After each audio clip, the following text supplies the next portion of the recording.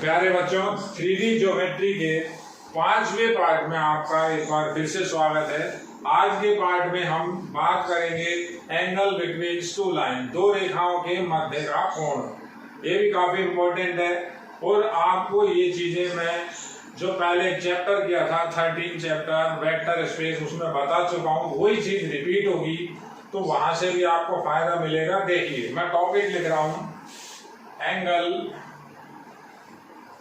Between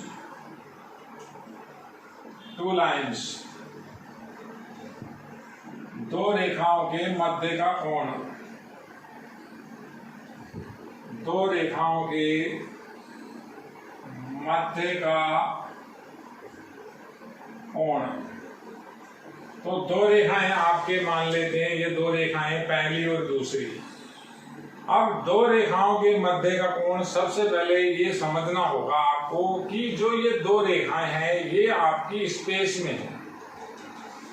देखिए, आप मेरी तरफ देखिए, जैसे ये एक रेखा, ये दूसरी रेखा, तो इन दोनों रेखाओं के बीच कभी कोई कोण नहीं बन सकता। कारण क्या है? ये दोनों की दोनों रेखाएं अभी विषम तलीय हैं। विषम तलीय का मतलब इनके तल अलग अलग हैं, इनके प्लेन अलग अलग हैं, एक दूसरे को कहीं नहीं काटेंगी। तो हम जो बात कर रहे हैं रेखाओं के मध्य का कोण, वो रेखाएं कैसी हों? वो समतलीय हों। अब समतल 3D में भी होता है, जैसे मेरी हथेली है, एक रेखा ये रही और एक रेखा ये रही, तो ये कहीं ना कहीं एक दूसरे को काट देंगी। या ये समतल बदल गया, अब इधर कर दूं तो समतल बदल गया। तो दो रेखाओं के मध्य का कोण हम पढ़ रहे हैं। सबसे पहले बात करते हैं, दोनों रेखाओं की जो पोजीशन है वो एक समतल के अंदर है, लेकिन है 3D के अंदर। ऐसा नहीं है कि समतल में ही आते बच्चा कह रहे साहब 2D के अंदर हो गई है। तो समतल अगर आपस में काट रहे हैं तो रेखाएं भी कट सकती हैं। जैसे एक ये रेखा है, एक ये रेखा है, अब ये रेखा आपस में कहीं ना कहीं कटी, ये रेखा सेम समतल में आ गई, ये देखिए कहीं ना कहीं कटेंगी। तो इस चीज को मैं आपको आगे डिस्कस करूंगा। एक हमारे पास एक थ्योरी हो रही है, लघुत्तम दूरी, शॉर्टेस्ट डिस्टेंस, वहां भी इसकी बात करेंगे। केवल अभी बात हो रही है एंगल बिटवीन टू लाइंस, दो रेखाओं के मध्य का कोण। अब सबसे पहले दो रेखाएं, रेखा की बात मैं आपको कंप्लीट कर चुका हूं। रेखाएं आपको एक बिंदु से जाने वाली रेखा और उसके समानांतर सदिश दिया हो तो उस रेखा को हम कैसे लिखते हैं? मान लेते हैं मेरे पास जो ये दो रेखा है उनमें से एक रेखा तो ये रही, R vector equals to A1 vector plus lambda B1 vector. अब आपको ये समझना होगा इसमें A1 क्या है, इसमें B1 क्या है। जो बच्चा वही लकीर का फकीर है या रट के काम चला रहा है तो फिर यहाँ पर उसे दिक्कत आएगी। A1 है पोजीशन वेक्टर। पोजीशन वेक्टर किसका? जिस बिंदु से वो रेखा गुजरती है। B1 क्या है? B1 उसके समानांतर सदिश है। या B1 अगर मैं लिख दूं तो जो I, J और K का गुणांक होगा वो इस रेखा के अंदर dr का काम करेगा, दिक् अनुपात। ऐसे एक दूसरी सी रेखा लिख रहा हूं, R वेक्टर बराबर A2 वेक्टर प्लस लैम्बडा की जगह कोई दूसरा कांस्टेंट म्यू ले लिया, म्यू B2 वेक्टर। ये दो रेखाएं हो गई। अब बात करते हैं इन दोनों रेखाओं के अंदर कोण कैसे निकलेगा। कोण यानी डायरेक्शन, यानी दिशा। अब पहले एक बार अपन बात करते हैं सदिश के अंदर। वेक्टर स्पेस में मैंने आपको ऐसा बताया था, अगर कोई भी दो वेक्टर हो उनके बीच में एंगल थीटा हो, मान लेते हैं एक वेक्टर अल्फा वेक्टर है, दूसरा वेक्टर बीटा वेक्टर है, तो उनके बीच में हमने एक फॉर्मूला लगाया हुआ है अल्फा डॉट बीटा। अगर डॉट प्रोडक्ट निकालें तो ये आता है अल्फा का परिमाण और बीटा का परिमाण और कॉस थीटा। तो इससे मेरे पास cos theta alpha dot beta upon alpha का परिमाण बीटा का परिमाण, ये हमारे पास थीटा की वैल्यू इससे कैलकुलेट होती है। एंगल बिटवीन टू वेक्टर्स को हम यहां से कैलकुलेट करते हैं। कॉस उधर चला जाता है, थीटा इन दोनों सदिशों के मध्य का कोण आ जाता है। ऐसा का ऐसा सेम पैटर्न रेखा में भी चलता है। अब बात रेखा की हो गई। अब बच्चा ये भी कहता है कि सर ये भी तो रेखा है, ये रेखा नहीं है बेटे, तो सदिश है, वेक्टर है। हम अब रेखा की बात करें। देखिए आप मान लेते हैं जो पहली वेक्टर है, ये इसकी पिक्चर है। ये पहली वेक्टर पर एक बिंदु है जिसका पोजीशन वेक्टर मुझे ए वेक्टर दिया हुआ है, और इसके एक पैरेलल में समानांतर मेरे पास जो इसकी डायरेक्शन बताएगा वो है बी वेक्टर। ये B1 वेक्टर, ये A1, पहली की बात हो रही है। ये बिंदु आपको दिया हुआ है। ऐसे ही मान लेते हैं कोई दूसरी रेखा है, तो दूसरी रेखा की बात करें। दूसरी रेखा इस तरह से है, उस पर एक पॉइंट है जिसका पोजीशन वेक्टर हमने माना हुआ है। उस पोजीशन वेक्टर को निकालेंगे तो वो मान लिया A2 वेक्टर है, और इसके समानांतर आपका जो एक सदिश दिया हुआ है, समानांतर सदिश है, उसके B2। अब जो एंगल होता है, जो कोण होता है, वो दिशा से ही संबंधित होता है। इसकी डायरेक्शन, इस रेखा की डायरेक्शन इसके dr डिसाइड करते हैं। डायरेक्शन निकालता है, कौन निकालेगा डायरेक्शन? उस रेखा में दिक् अनुपात। तो हमें इस बिंदु से कोई मतलब नहीं है, डायरेक्शन इधर जा रही है, इस रेखा की डायरेक्शन इधर जा रही है, तो डायरेक्शन के अंदर जैसे इसको मैं आगे बढ़ाता हूं, इन दोनों को मैं आगे बढ़ाता हूं, तो जो कोण बनेगा, ये जो एंगल होगा, ये इनके बीच का कोण होगा। ये दो एंगल बने, ये इनके बीच के कोण को डिसाइड करते हैं। कई बार एक आता है, कई बार ये दो एंगल आते हैं। हमें किससे मतलब है? केवल जो इसमें dr है, dr कौन से? B1 और B2। ये B1 और B2 दिशा निर्धारित करते हैं। रेखा के अंदर दिशा निर्धारण का काम या तो dr करेंगे या dc करेंगे। dc हो तो बहुत बढ़िया, dc नहीं है तो dr भी ठीक है, दोनों एक ही बात है। dc और dr में अनुपात समान होता है। dc में केवल इतनी कंडीशन बताई थी, dc है तो उन सभी के वर्गों का योग इकाई होगा। तो हमें किससे लेना देना है? हमें केवल ये B1 और B2 से मतलब है। A1 A2 का यहां कोई रोल नहीं रहता। तो अब होता क्या है, जैसे आपके पास ये दो वेक्टर के बीच का कोण है, ऐसे ही मैं रेखा की बात करूं तो दो रेखाओं के बीच में अगर एंगल मान ले थीटा है, तो जो कोस थीटा की वैल्यू आएगी वो इसी फॉर्मूले से आएगी। हम लिखेंगे B1 vector dot B2 vector upon B1 का परिमाण और B2 का परिमाण। केवल बच्चे को ये इतनी सी बात समझनी है। मध्य का कोण तभी निकलेगा जब उनकी डायरेक्शन मालूम होगी रेखाओं की। तो डायरेक्शन निकालने का काम ये जो दिक् अनुपात के सदिश हैं ये बताते हैं, B1 और B2। इस चीज को आपको बिल्कुल तरीके से समझना है। जैसे फॉर एग्जाम्पल मैं आपको यही बात 2-3 बार रिपीट करूंगा, हर बार बताऊंगा ताकि ये आपका भ्रम दूर हो जाए। एक रेखा दी हुई है R वेक्टर बराबर अल्फा वेक्टर प्लस के पी वेक्टर। दूसरी रेखा दी हुई है R वेक्टर बराबर T vector plus S Q vector. देखिए ये दो रेखाएं हैं। अब सबसे पहला काम यही होता है कि रेखाओं की स्टडी करनी आनी चाहिए। ये रेखा में अल्फा क्या है, पहली रेखा में अल्फा क्या है, पहली रेखा में पी वेक्टर क्या है, दूसरी रेखा में टी वेक्टर क्या है, दूसरी रेखा में क्यू वेक्टर क्या है। तो अल्फा तो है उस बिंदु का पोजीशन वेक्टर जिससे जाती है, टी क्या है, उस बिंदु का पोजीशन वेक्टर जिससे दूसरी रेखा जाती है। हमें इनसे कोई मतलब नहीं है। हमें क्या चाहिए? हमें दिक् अनुपात चाहिए। तो पहली रेखा में दिक् अनुपात ये P वेक्टर बताएगा, दूसरी रेखा में दिक् अनुपात ये Q वेक्टर बताएगा। तो ऐसा देखो, इसकी पिक्चर बना रहा हूं। ये मान ले दो रेखाएं हैं, एक पॉइंट, दो पॉइंट। ये अल्फा वेक्टर है ये टी वेक्टर है।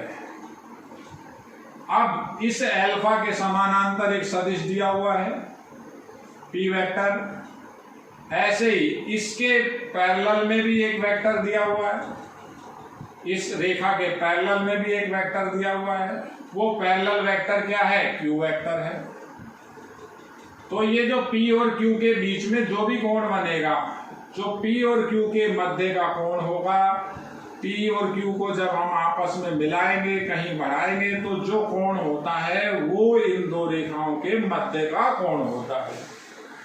जैसे मान लेते हैं Q के अंदर dr जो है आपका, अभी सारी चीजें इसी तरह से आएंगी, देखिए आप, वो लिख रहा हूं मैं A1, B1 और C1, 2 ले लेता हूं A2, B2 और C2। Q के अंदर dr, तो Q वेक्टर हो गया A2 i cap, B2 j cap और C2 k कैप। ऐसे ही इस P वेक्टर के अंदर जो dr मान ले अगर अपन A1, B1, C1, तो ये P वेक्टर की वैल्यू क्या आ जाएगी? P vector A1 i cap, B1 j cap और C1 k कैप। देखिए, तो जो कोण होगा, जो इसका फॉर्मूला बनेगा वो इस तरह से बनेगा। इसमें अगर अपन फॉर्मूला लगाएंगे तो cos थीटा की वैल्यू आएगी आपकी P vector dot Q vector upon P का परिमाण और Q सदिश का परिमाण।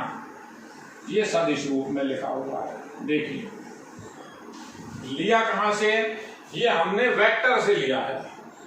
दो वेक्टर के मध्य का जो कोण होता है, अगर थीटा हो तो cos थीटा की वैल्यू किस तरह से आती है? सिंपल फॉर्मूला लगा दें, A डॉट B बराबर AB cos थीटा, तो cos थीटा आ जाता है A dot B upon AB, तो वही का वही लिखा हुआ है। तो सबसे पहली बात आपको क्या समझनी है? दो रेखाओं का जब आप बीच का कोण निकालोगे तो आपको क्या देखना है? दोनों रेखाओं के अंदर dr देखने हैं, इसमें dr और इसमें dr। ये सबसे इंपॉर्टेंट बात पहली ये। तो अगर अपन इसकी थ्योरी लिखना चाहें तो थ्योरी में आप लिखता हूं। देखिए, दो एंगल मैंने आपको बता रखे हैं, मैं आपको यहां इसकी थ्योरी बता रहा हूं साइड में। देखिए, इसी कंसेप्ट को काम में लेंगे अपन।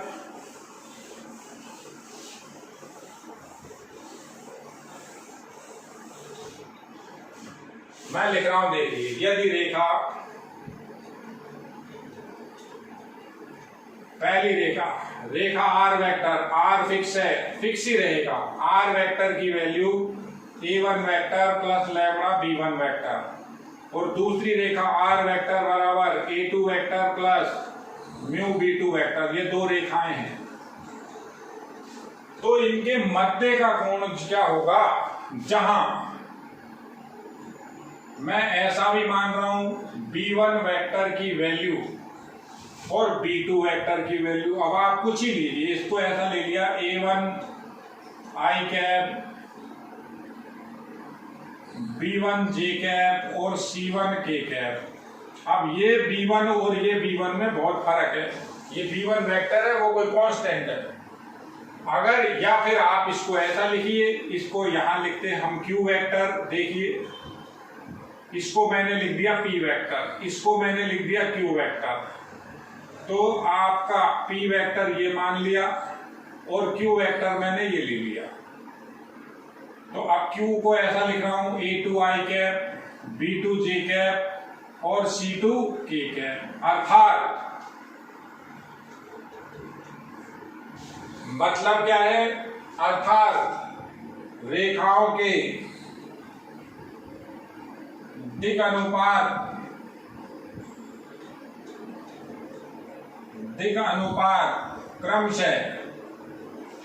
क्रमशः भी क्यों? पहले इसके फिर इसके, A1 B1 C1 व A2 B2 C2 हैं।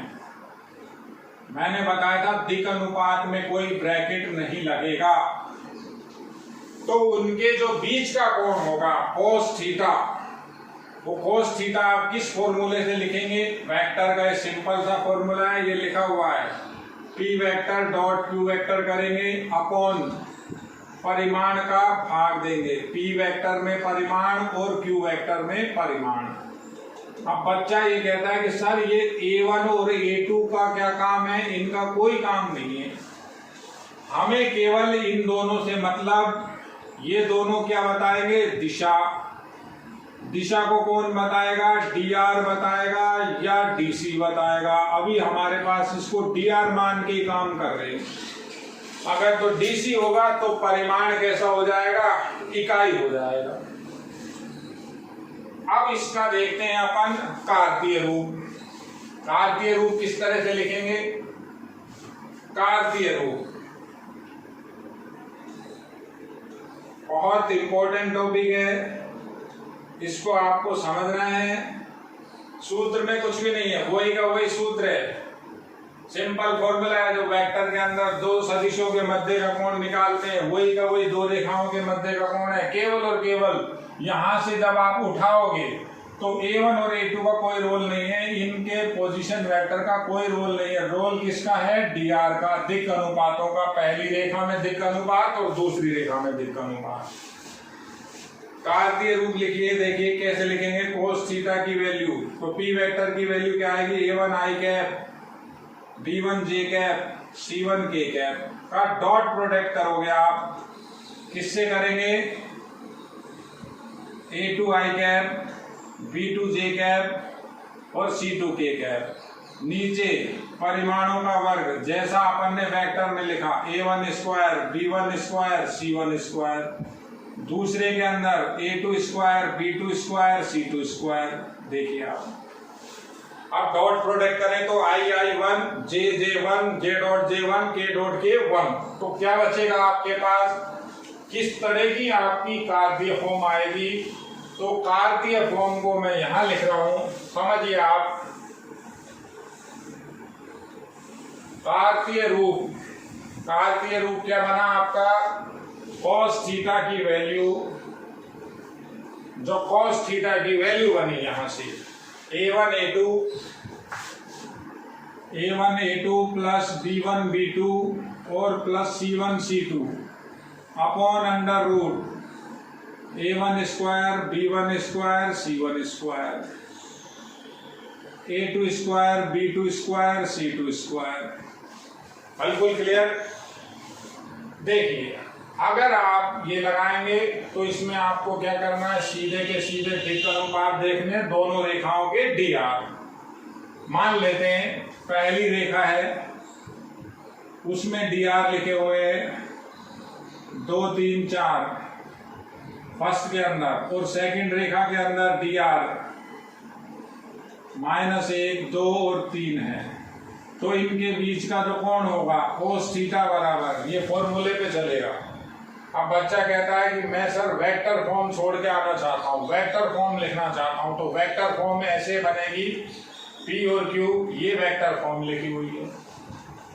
तो अब जब यहाँ रखेंगे तो 2 × -1 प्लस 3 × 2 प्लस 4 × 3, देखिए A1 A2 B1 B2 C1 C2 upon under root, इसमें 4 9 और 16, 4 9 16, दूसरे के अंदर 1 4 9, तो cos थीटा की वैल्यू आपको मिल जाएगी, ये इधर ट्रांसफर हो जाएगा, इससे आपको cos तो उधर ट्रांसफर हो जाएगा और आपको थीटा की वैल्यू मिलेगी। अब बात करते हैं इसी के आगे, मैं आपको अगली बात बता रहा हूं। देखिए यदि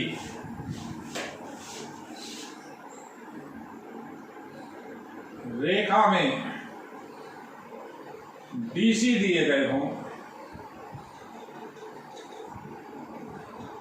अब DC क्या होते हैं, LMN, तो DC में अगर ऐसे मान लो तो cos थीटा की वैल्यू ऐसी बनेगी L1 L2 M1 M2 N1 N2 upon under root L1 square M1 square N1 square L2 square M2 square N2 square. अगर DC हो तो बहुत बढ़िया, DC से काम चला लेंगे। अब जब BC होंगे तो ये वर्गों का योग इकाई, ये वर्गों का योग इकाई, ये 1 का अंडर रूट, ये 1 का अंडर रूट, नीचे तो 1 ही बचेगा। तो हमारे पास कोस थीटा ये बन जाएगा L1 L2 M1 M2 N1 N2। देखिए आप, बिल्कुल सिंपल बात है। अब केस 1, जब दोनों रेखाएं कैसी हो जाए, लंबवत हो जाए। लंबवत हो तो थीटा की वैल्यू 90, और जब थीटा 90 तो कोस 90 0, ये सब उधर चला गया। तो क्या लिखेंगे, A1 A2 plus B1 B2 plus C1 C2 बराबर 0। यानी दिक् अनुपातों का संगत गुणनफल 0 होगा। संगत गुणनफलों का योग दिक् अनुपातों के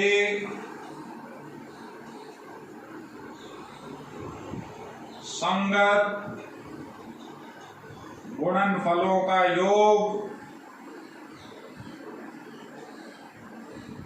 0 होगा।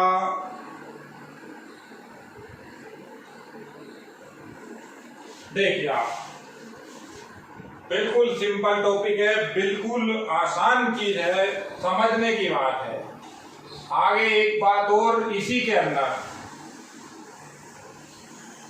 जब केस नंबर, जब रेखाएं समानांतर हों। अब समानांतर कैसे होंगी, समानांतर रेखा किस तरह से आएगी, कोई बच्चा बता सकता है? ऐसे आएगी, देखिए आप।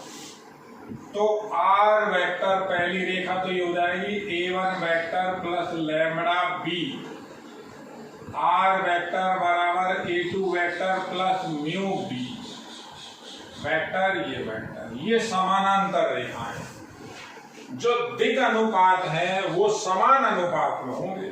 अभी आपको यही बताया था, अगर कोई भी दो रेखाएं आपस में समानांतर होती हैं तो इसमें जो dr होगा और इसमें जो dr होगा, दिक् अनुपात जो भी होंगे समान अनुपात में होंगे। मान लेते हैं इसके दिक् अनुपात है 2 4 8, तो इसके दिक् अनुपात ऐसे हो सकते हैं 1 2 और 4। ये देखिए अनुपात समान है। अब ये दोनों रेखाएं अलग अलग बिंदुओं से जाती हैं, लेकिन यहां देखिए ये भी बी वेक्टर, ये भी बी वेक्टर, यहाँ लैम्बडा लगा हुआ है, यहाँ म्यू लगा हुआ है, केवल इतना सा फर्क। अब समानांतर रेखा बच्चा पहचानेगा कैसे? बिल्कुल सिंपल है। देखिए आप, पहली रेखा लिख रहा हूं, R वेक्टर बराबर I cap plus 2J cap plus 3K cap plus lambda. दूसरी लिख रहा हूं 2I minus J plus 5K, ये पहली रेखा। अब दूसरी रेखा लिख रहा हूं R वेक्टर बराबर, तो ये तो जिस बिंदु से जाती है वो बिंदु, ये पहली रेखा 1 2 3 से जाती है। आप दूसरी मान लें 2I cap minus J cap plus 5K cap. दूसरी रेखा 2 माइनस 1 5 से गई, यहां म्यू लिखा।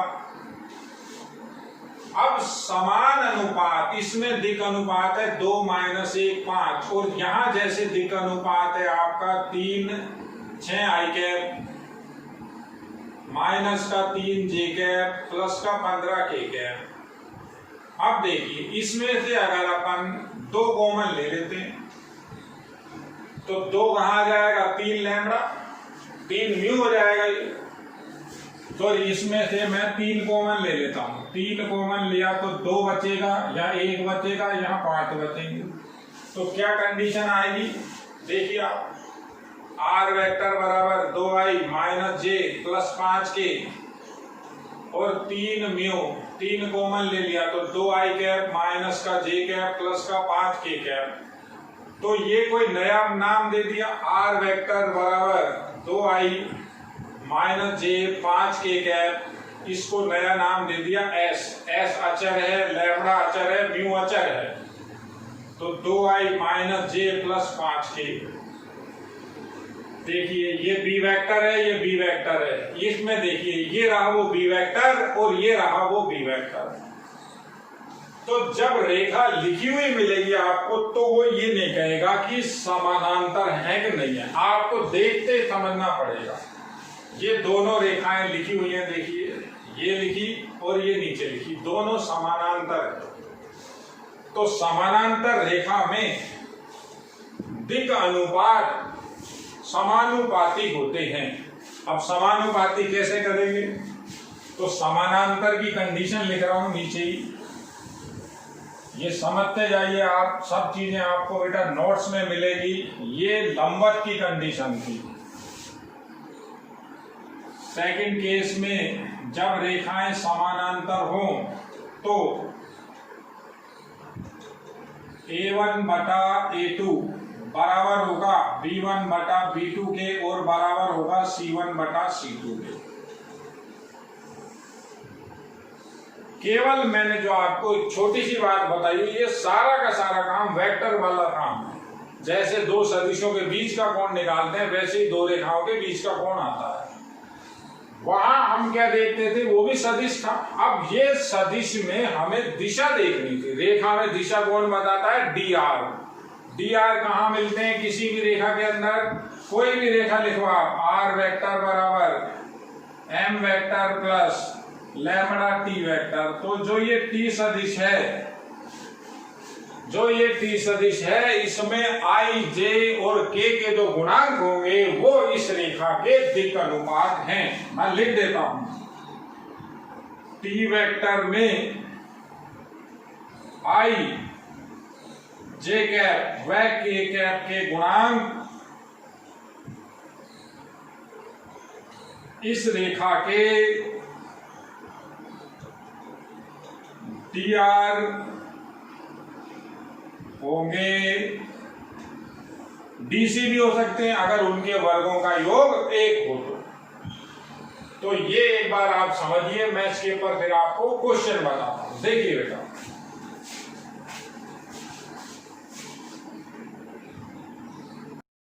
देखिए विद्यार्थियों, बोर्ड के ऊपर दो क्वेश्चन लिखे हुए हैं, क्वेश्चन नंबर 7 और क्वेश्चन नंबर 8। दोनों के दोनों क्वेश्चन सेम है। दोनों को लिखने का तरीका बिल्कुल अलग अलग है। एक के अंदर रेखाओं का सदिश रूप है, दूसरे के अंदर रेखाओं का कार्तीय रूप है। आपको पहचान हो, फर्क समझ में आए, इसीलिए मैंने दोनों के दोनों सेम क्वेश्चन लिखे हैं। जिस तरह का रूप होगा उसी तरह का फॉर्मूले की बात करेंगे, उसी तरह का फॉर्मूला लगाएंगे। पहले क्वेश्चन के अंदर एक रेखा दी हुई है वेक्टर फॉर्म में, दूसरी रेखा भी वेक्टर फॉर्म में है। कह रहा है इनके मध्य का कोण ज्ञात कीजिए। अब कोण कैसे निकलता है? मैंने केवल आपको ये बताया था, कोण के अंदर हमें दिक् अनुपात चाहिए। पहली रेखा के अंदर dr, दूसरी रेखा के अंदर dr हमें देखने होते हैं। हमें दिशा चाहिए। तो किस तरह से लिखेंगे? देखिए, पहले का सॉल्यूशन कर रहा हूं। माना दोनों के मध्य का कोण थीटा हो तथा दोनों रेखाएं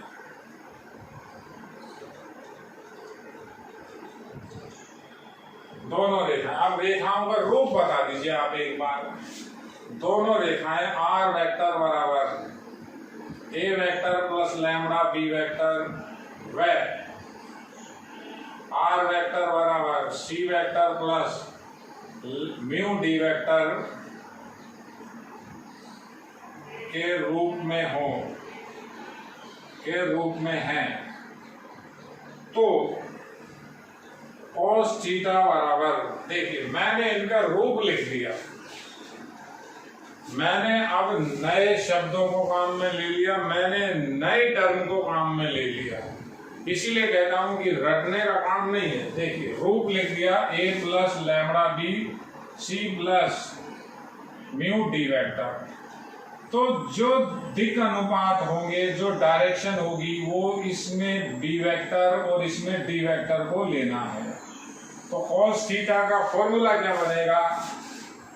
b vector dot d vector upon B का परिमाण और डी का परिमाण। देखिए हमने तुलना कर ली इसकी। अब ये सूत्र सीधा नहीं लिखना, पहले आपको ऐसा बताना पड़ेगा कि ये आर वेक्टर में क्या है। ये ए हो गया, इसको बी मान लिया एक तरह से, इसको सी मान लिया, इसको डी मान लिया, तो मतलब इन दोनों से तो है ही नहीं। ये तो पोजीशन वेक्टर है, जिन बिंदुओं से ये रेखाएं जाती हैं केवल और केवल ये वैल्यू रखें। तो cos थीटा की वैल्यू किस तरह से आएगी, बी वेक्टर लिखें I cap minus 2j plus 3k cap dot product D vector 5i cap, बड़ा सिंपल क्वेश्चन, अपॉन पहले का परिमाण दूसरे का परिमाण। देखिए आप, तो पहले के अंदर परिमाण क्या लिखेंगे, पहले का परिमाण हो गया 1 + 4 + 9, दूसरे का हो गया 25 + 1 + 49। तो cos थीटा की वैल्यू आ गई आपकी, ऊपर इंटू करूंगा तो आएगा 5 + 2 i dot i1 j dot j1 k dot k1 plus 21। ये आपका आया √14 और ये आया √75। तो थीटा की वैल्यू आ गई cos इनवर्स, ऊपर एडिशन कीजिए आप 26 27 28 28, ये 25 का 5 बाहर आ जाएगा, 5 बाहर आ गया और दोनों अंडर रूट कंबाइंड लिख दिए, 3 बचा था, 3 इसके अंदर चला गया अंडर रूट, तो ये हो गया आपका 42। ये इसका एंगल हो गया, दोनों रेखाओं के बीच का कोण। सिंपल क्वेश्चन है, लेकिन ये चीज आपको बेटा पकड़नी पड़ेगी क्या लिखा है। इसको लिखे बिना डायरेक्ट सूत्र लगाओगे आंसर तो आ जाएगा, लेकिन नंबर आपको पूरे नहीं मिलेंगे। वेक्टर फॉर्म थी, वेक्टर फॉर्म में जवाब दिया।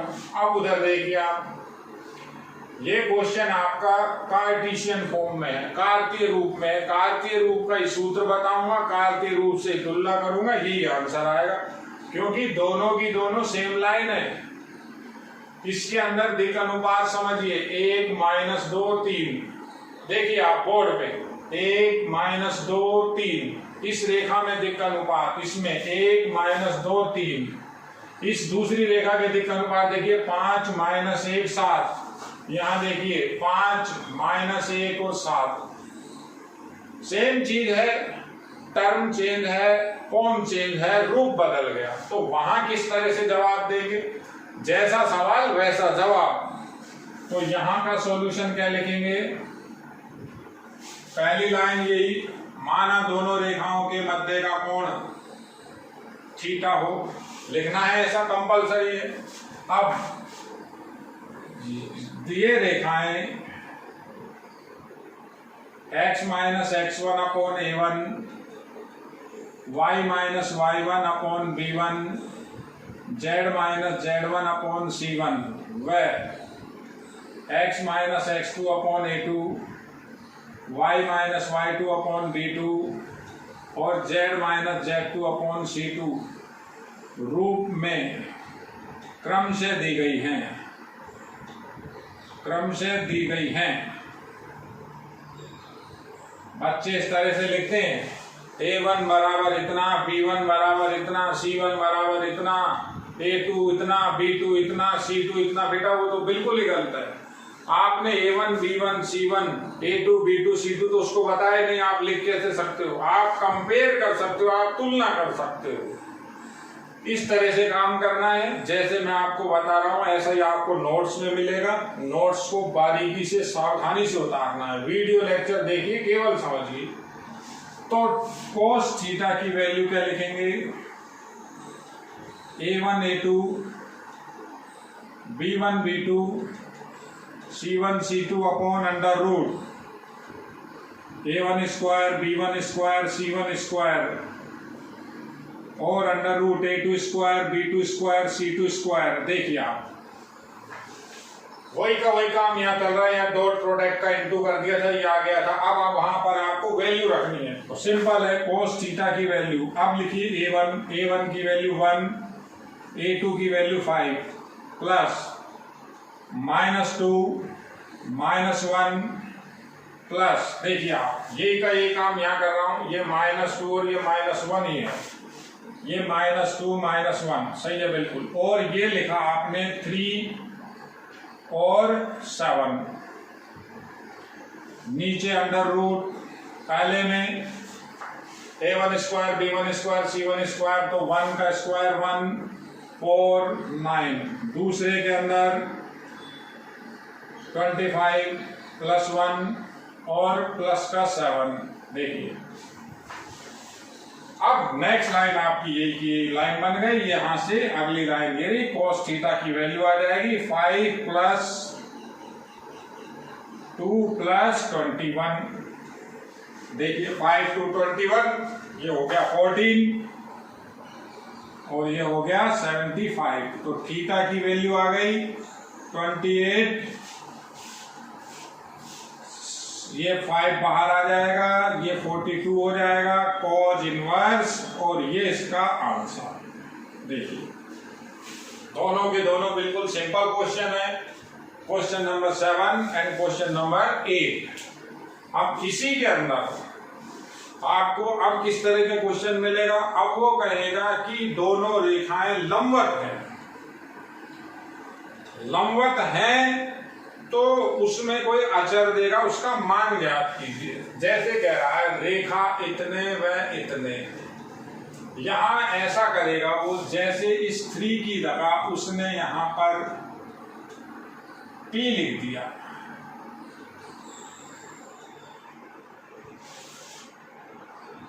कहता है क्वेश्चन बदल दिया, क्वेश्चन नंबर मेरा हो गया 9, परस्पर लंबवत हो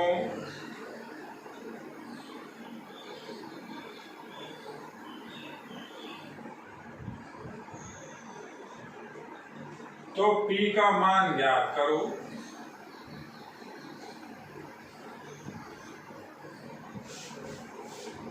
अब क्या करेंगे अपन, अब हम सिंपल सा कॉन्सेप्ट लगाएंगे, अब इतनी बात नहीं लिखेंगे।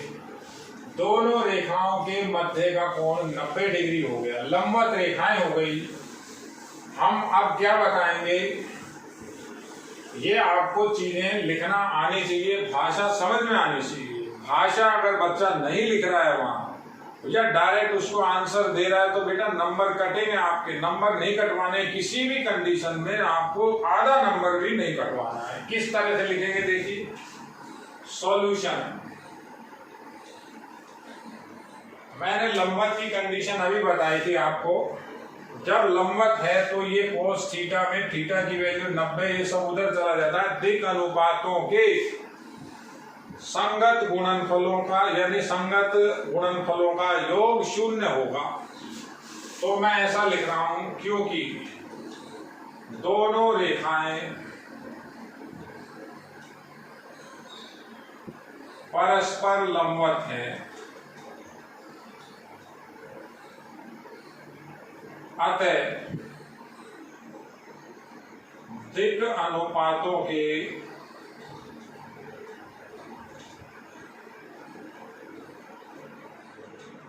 संगत गुणनफलों का, संगत गुणनफल मतलब पहले का पहले से, गुणनफलों का योग 0 होगा।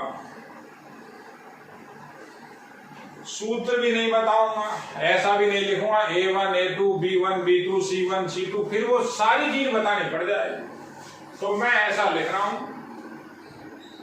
पहली रेखा में dr कितने लिखे हुए हैं, 1 -2 P, व दूसरी रेखा में dr 5 1 7 है, और ऊपर हमने बात लिख रखी। अतः अब संगत गुणनफल लिखो, 1 का गुणा 5 से 15 प्लस -2 का 1 से प्लस p का 7 से ये 0। मैंने उसको कुछ भी नहीं बताया। देखिए अब बच्चा कहता है हम सर सूत्र लिखना चाहते हैं, तो सूत्र लिखना है तो A1 A2 B1 B2 C1 C2 जो भी है उसको पहले आप बताइए साइड में कि ये होता है, फिर वो सूत्र एक्सेप्टेबल है। तो कैलकुलेशन करी, ये आया 5 प्लस यहाँ -1 है, ये -1, तो ये हो गया +2 और ये हो गया आपका 7p